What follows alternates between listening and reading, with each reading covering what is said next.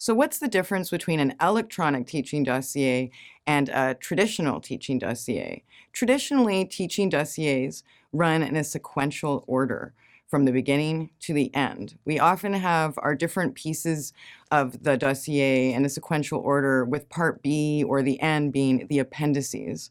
And the appendices are a vast range of materials that link to the different sections of our teaching dossiers. So the linear sequential model of a teaching dossier limits us in a very specific way, where we can't actually easily link our evidence into our teaching dossiers in the same way you can in an electronic portfolio.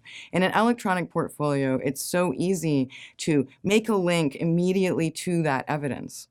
But that comes with a problem, because now we can take so much evidence and just add it and be like, look, reader, you can take all this evidence, but the reader can't read all that evidence.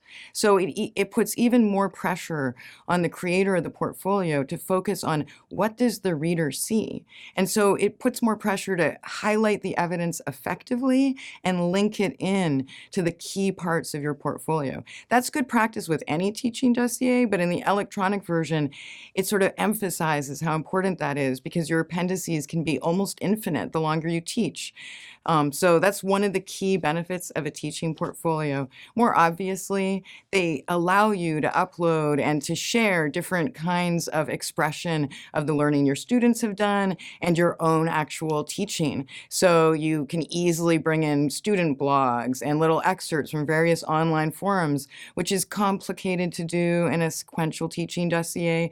And it's harder to show off your innovations or to showcase your innovations and what you're trying to do in your classroom if any of that is done online or through social media or any kinds of the sort of more modern teaching technological tools available. So it really is amazing, the kind of shift that the electronic portfolio provides. It's also much easier to create a living document.